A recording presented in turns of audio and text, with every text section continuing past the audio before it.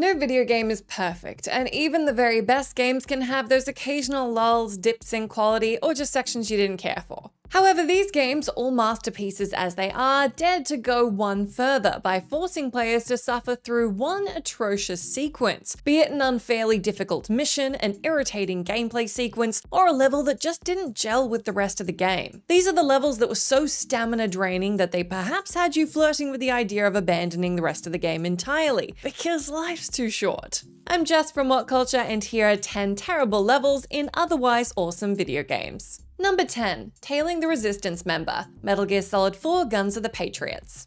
Act 3 of Metal Gear Solid 4 slows things down considerably after the electrifying first two acts. It sees Snake headed to Eastern Europe, where he needs to tail a Resistance member in order to reach their HQ. Cue a huge pile of busy work as the player has to discern the mark's location and then keep track of him while avoiding detection and occasionally taking out guards to help the Resistance member's passage through the city. Getting spotted is extremely easy, and so making it through this level is gonna take a healthy sprinkle of luck for most of us. It also goes on far too long to be the fun diversion Kojima clearly intended it to be, even if it does lead to one of the best sequences in the entire game.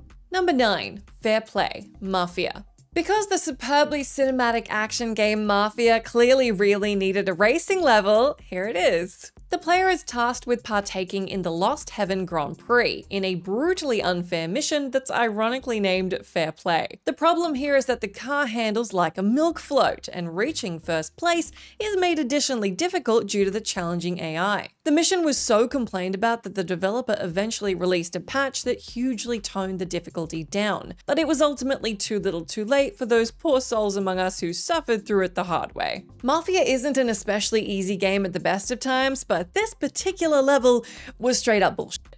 Number 8. The High Road, Crash Bandicoot Insane Trilogy. The Crash Bandicoot Insane Trilogy brought back all that frustration from playing the original games for the first time, and actually made the game harder due to the new control scheme. Nowhere was this more apparent than in Crash 1's infamous bridge level, the High Road. Here, Crash must navigate the bridge's countless obstacles, ice planks, insta-break planks, hogs, and so on, while using turtles to leap great distances. It is an insanely, infuriatingly tough level, and while you can make things easier for yourself by walking along the bridge's ropes to avoid most of the obstacles, maintaining your balance on the ropes is still immensely challenging. The absurd precise timing required to nail this level is quite frankly ridiculous, so do yourself a favor, go farm a bunch of lives beforehand, then create a backup save because you're gonna need it before you get like 5 to 10 to 200 more game overs.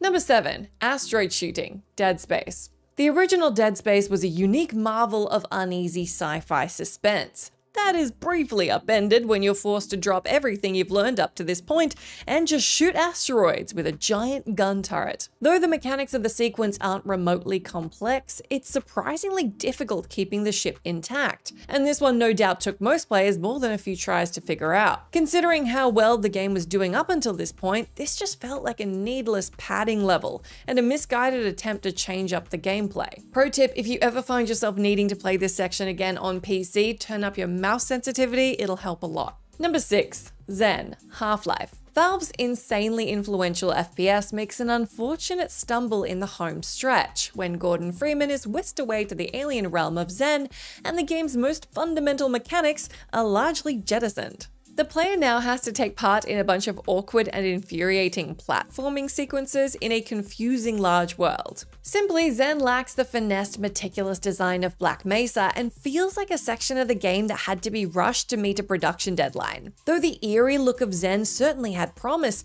overall it felt more like a chore getting through the platforming and reaching the game's final boss. Number 5. The Nightmares, Max Payne. Max Payne was a groundbreaking video game that popularized the now ubiquitous bullet time mechanic. Though there were a few ill-advised breaks in the action when the player was forced to take part in a number of nightmare sequences unfolding within Max's mind. The levels felt like they went on forever as you had to navigate a surreal maze-like version of Max's house before following a blood trail through a black expanse, and if you moved even an inch away from the blood trail, you'd fall to your death and have to start all over again. All the nightmares did was bring the pacing of the game to a grinding halt, and though they weren't necessarily that long or challenging, it was still pretty irritating for the few minutes we had to do them. Number 4. Escorting Natalia, GoldenEye 007.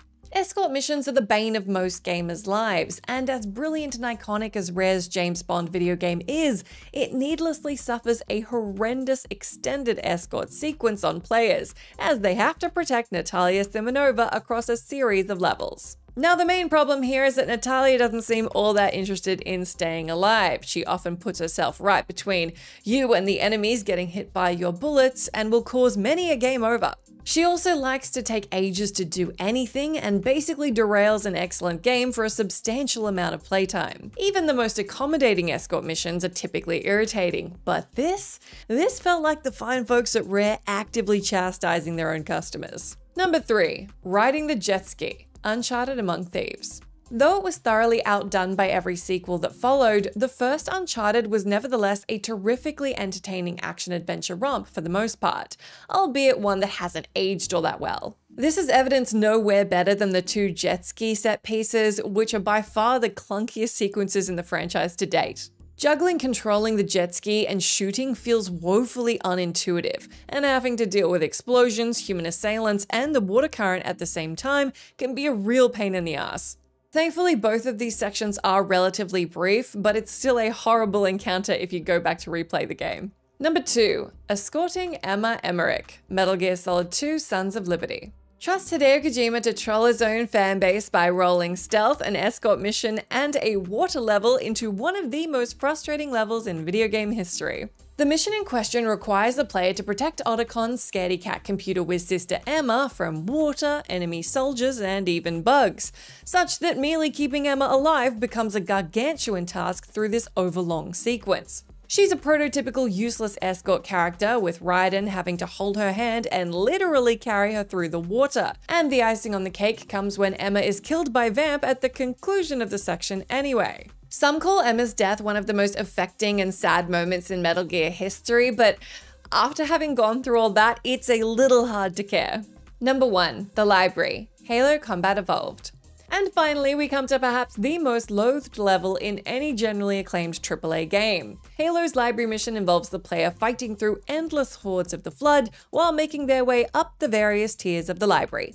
That's it. There's literally nothing more to this level than fighting the same enemies over and over again as you ascend a building. It's pure lazy copy-paste nonsense that drags on far, far too long, and temporarily derails an otherwise magnificent game. More boring and insulting than truly difficult, it's a mission so bad that it might discourage you from playing the game in its entirety ever again. At least the Master Chief Collection allows you to level select and skip right past it. That's the end of this list, but do let me know down in that comment section if you can think of any other terrible levels in otherwise pretty great games. As always, I've been Jess from WhatCulture. Thank you so much for hanging out with me. If you're liking, come say hi to me on my Twitter account where I'm at Jess McDonald, but make sure you stay tuned to us here for plenty more gaming goodness.